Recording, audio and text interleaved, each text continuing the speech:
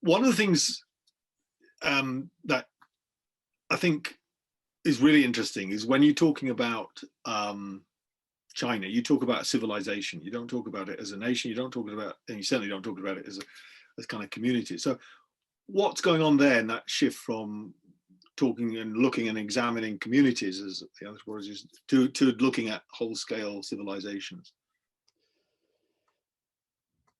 Well, this is again a very good question, because I was trained, the way I was trained at university and before was the way to solve problems is to, as Descartes had said, break them into little bits, to concentrate, to particularize, not to generalize, as William Blake put it, to look at a world in a grain of sand. And then once you'd understood that subpart, as look through a microscope at that, if you understood the microcosm, then you could start to think about the macrocosm. And so through my university training, we were constantly taught the art of bounding the problem. This applies to the separation of our life into spheres, but it also applies to intellectual problems. It's no good. When I went to do a DPhil at Oxford, my friend and former undergraduate tutor said, "Alan, what do you want to do?" And I said, "I want to look at the origins of modernity. I want to look at the disassociation of sensibility, as T.S. Eliot calls it. I want to look at the Cartesian separation of mind and matter. I want to look at the scientific revolution and how we," and he just looked at me and said, "Alan, great stuff, one day maybe. How about one community in one county in England and start there?" Well, he didn't say that, but he said, you can't do a DPhil on that. You've got to take a bounded subject. So when I went to see Keith Thomas and said I was interested in sex and myths and witchcraft, he said, "Okay, witchcraft.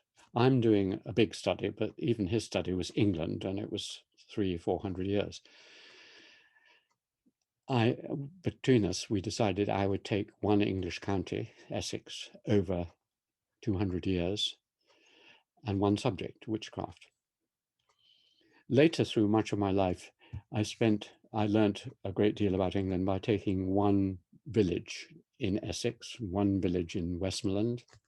When I went to do field work, if I'd said to my supervisor, "I want to study the origins of human beings in Asia," Christoph would have said, "Yes, my dear, of course you will. But how about going to X village, spending a year there," which you do. So the community study method of English local history and English historians more generally, and which is the basis of anthropology, because you can only get to know in a fieldwork anthropology, you can only get to know about 1,000 people properly. So don't take a unit bigger than 1,000 or 2,000 people. And over a year, you'll get to know them, some of them quite well. And if you're doing a historical study, delimit it. I used to joke that a number of my friends, and it was partly true in King's, the medieval historian, was a great expert on fen drainage in the 15th century, John Saltmarsh. Fen drainage in the 16th century. So specialize.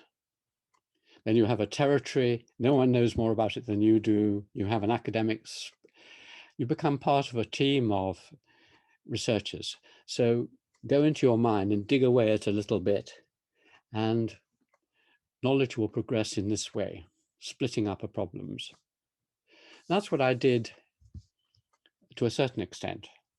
On the other hand, Mark Bloch, the great historian in his Craft of History, said that there's a danger in history that you become specialized, so specialized, right down at the bottom level, that you become an antiquarian. You just gather facts for the sake of gathering facts, and there's no broader theory informing this. There's an equal danger if you go up to the level of a Toynbee or a world civilization person, that you lose touch with reality. The art of history is to move up and down between levels, to think about the world, but also to think about one grain of sand or one flower. So much of my life has been trying to keep this tension, to get to know one or two individuals really, really well, to get to know one or two villages really, really well, one or two countries really, really well. But increasingly, I became interested in, as I realized, if you're trying to understand the world now, where is the action? The action in the world now is not at the level of France or Italy or Spain or England. It's at the level of India, China, the European Union and Europe, America. So the big things to understand are at a level above individual countries and nations. And so I increasingly got interested in this, but it's such a huge and difficult subject. How do you approach it? What is a civilization? How do we understand a civilization? And so as part of my interest in paradigms and shifting theoretical systems, I perhaps instinctively or thinking about it, thought, well, let's have a look at people who try to do this, who try to take on civilizations and not countries. And the people who I chose to begin with were Montesquieu, Adam Smith, and Tocqueville. And they are global thinkers. They may not have known a great deal at that time about East Asia, but the rest of the world, Tocqueville, for example, knew obviously France better than almost anyone. He knew the Anglosphere, including America, almost better than anyone. He knew quite a lot about Islam and North Africa, and he was interested in India and knew quite a bit about it. So from India through to America, he was keeping in his mind different civilizations. And obviously Montesquieu's Spirit of the Laws is about civilizational history, not about nations. And Adam Smith, to a considerable extent too, took on China and India and everything. And later thinkers, I was obviously particularly inspired by Max Weber. And Max Weber is a civilizational theorist. He is absolutely astounding in having written great, really great books, not just about Europe and the Protestant ethic and things like that, but about Islam, about India, about China. And actually, you say he's really good on China. Surprisingly, you were. I think it's really good. I mean, when you get someone from outside writing a book about your civilization, as a specialist, you spend your time carping and saying, you know, this is wrong and factually that's wrong and he didn't understand that. You can do that. But if you have a shelf of books to read about China and you have a monograph on some part of China and even some of the good books about China, I would recommend you read Max Weber, because as an outsider, he paints a total picture of it, which is wrong in parts, but he gets bits of the essence right.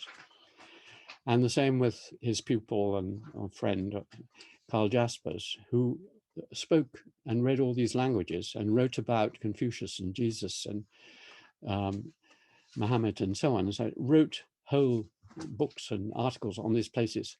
Now, I wonder whether you could